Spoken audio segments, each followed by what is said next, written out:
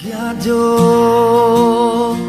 Elohai, Shiru ki gadol Elohai, kol echad yireh ki gadol Elohai.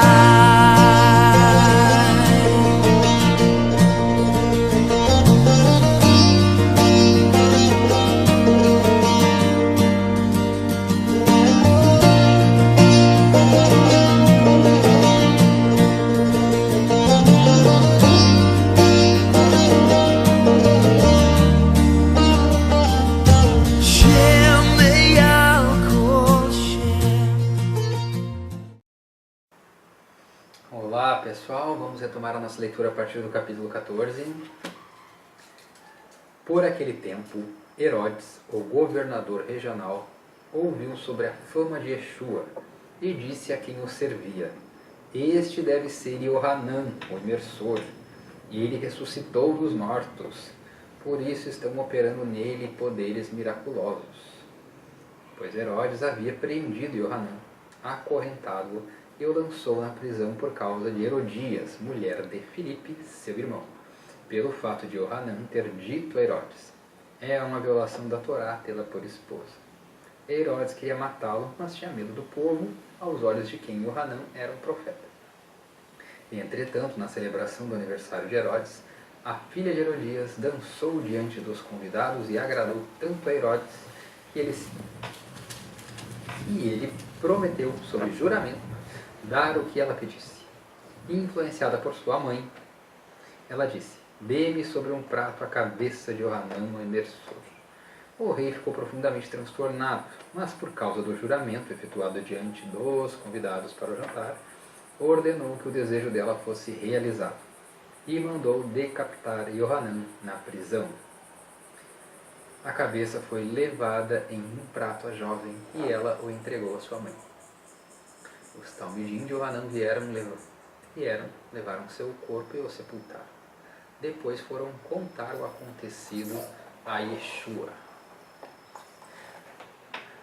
Bom, aqui um detalhe interessante que o profeta Elias havia mandado decapitar várias pessoas, sacerdotes de outra religião, na época que ele era Elias. E aqui ele, segundo o chamado Messias, Yeshua, ele é o Yohanan, o imersor, que nesta vivência foi decapitado também.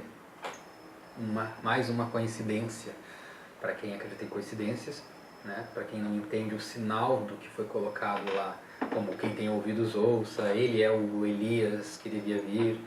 Olha aqui, mais um sinal claro de aquilo que se faz se colhe, independentemente que não seja na mesma existência. Então fica meio claro aqui a questão, de novo, dessa ideia que a gente conhece de reencarnação, de colheitas futuras, não só na própria vida, mas nas outras. Então, meio óbvio, né? A gente não é uma coincidência. E ele mesmo disse com todas as letras.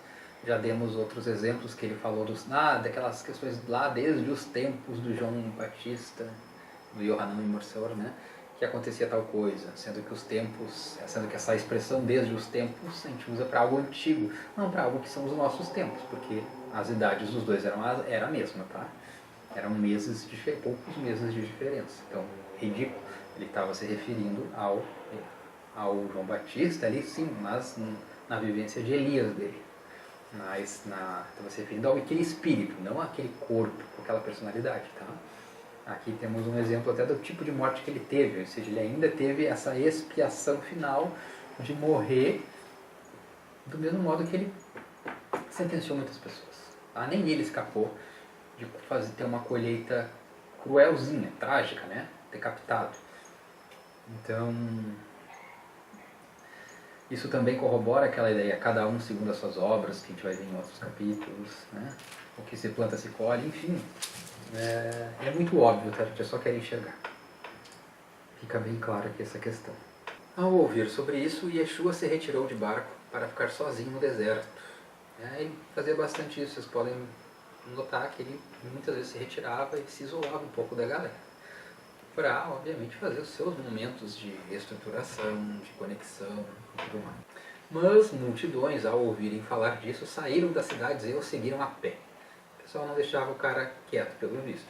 Quando Yeshua saiu do barco e viu uma multidão muito grande, teve compaixão e curou as pessoas, entre eles que estavam doentes. Ao cair da tarde, os talmidim se aproximaram dele e disseram: este é um lugar afastado e já está ficando tarde.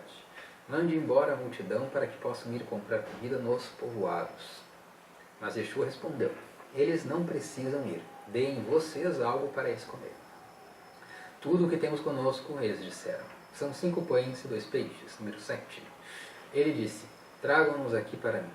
Depois de instruir a multidão para se sentar na grama, ele pegou os 5 pães e os 2 peixes e, olhando para cima em direção ao céu, disse uma brahá, uma bênção, um agradecimento. A seguir partiu os pães e os deu aos talmidim e esses à multidão. Todos comeram, tanto quanto quiseram, e eles recolheram 12 cestos cheios de sobras. Cerca de 5.000 homens, sem contar mulheres e crianças, foram alimentados. É da tradição, do costume judaico até hoje, fazer a brahá tanto antes de qualquer refeição, ter um copo d'água, quanto depois. Faz uma brahá antes e uma depois. Uma mais curta antes e uma mais longa no final, quando tu já está saciado. Logo em seguida, Yeshua insistiu com os talmidim para que entrassem no barco e fossem adiante dele para o outro lado, enquanto ele despedia a multidão. Após ter despedido a multidão, subiu desacompanhado a um monte para orar. Mais uma vez ele deu um jeito de ficar sozinho, né? Mandou os talmidim na frente, deixa que eu dou um tchau aqui pro pessoal, e quando ele se livrou, todo mundo foi ficar sozinho um pouco para orar. Então provavelmente estava precisando bastante dessa conexão. Ele tentou na primeira, não adiantou, a galera foi atrás. Tudo bem, atendeu o pessoal, ficou de boas, né? Com paixão, acima de tudo, né? Mostrando o amor dele verdadeiro pelo próximo, né? Ou seja, na prática, não só de blá blá blá, né? Mas depois ele foi buscar o dele. Deu um jeito até, despachou ali nos próprios talmidim e foi de cantinho fazer as suas conexões. Até ele precisava desses momentos. Importante a gente se dar conta desses detalhes. Nesses momentos sozinho, ele com ele mesmo, ele com Deus, né? Ele com os céus. E ele ainda diz, né? Ele insistiu com os talmidim para que eles entrassem no barco e fossem adiante. Ele, não, vamos, por favor, vamos na frente. Já estou indo. Ainda é interessante ter colocado esse verbo aqui, insistiu. Após ter despedido a multidão, subiu desacompanhado a um monte para orar. Anoiteceu, e ele estava ali sozinho. Mas por volta dessa hora, o barco já estava a muitos quilômetros de distância da terra, fustigado pelas ondas, porque o vento soprava contra ele. Por volta das 4 da madrugada, Yeshua se dirigiu a eles andando sobre o lago. Quando os talmidim ouviram andando sobre o lago, ficaram aterrorizados.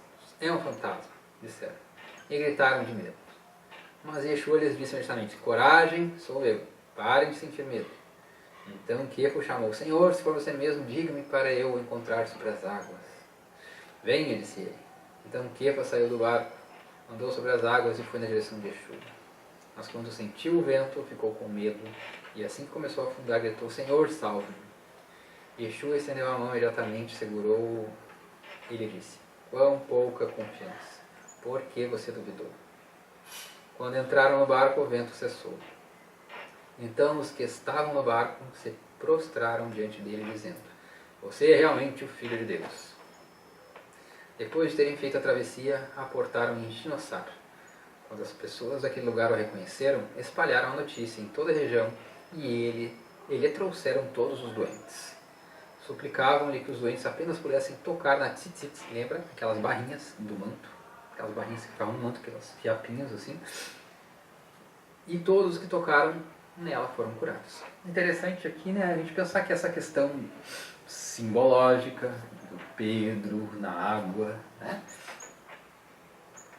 somos nós muitas vezes na questão que a gente, quando as coisas estão indo bem, né, a gente está ali cheio da fé, cheio da confiança, dá um ventinho, né, já dá o desespero, já dá a choradeira, falta aquela confiança que é justamente na hora que a coisa dificulta um pouco, que é justamente a hora que precisa ter, né, essa confiança, enquanto está ali a coisa tudo na boa, né, nenhum testezinho sobre nós, é muito fácil, né, gente?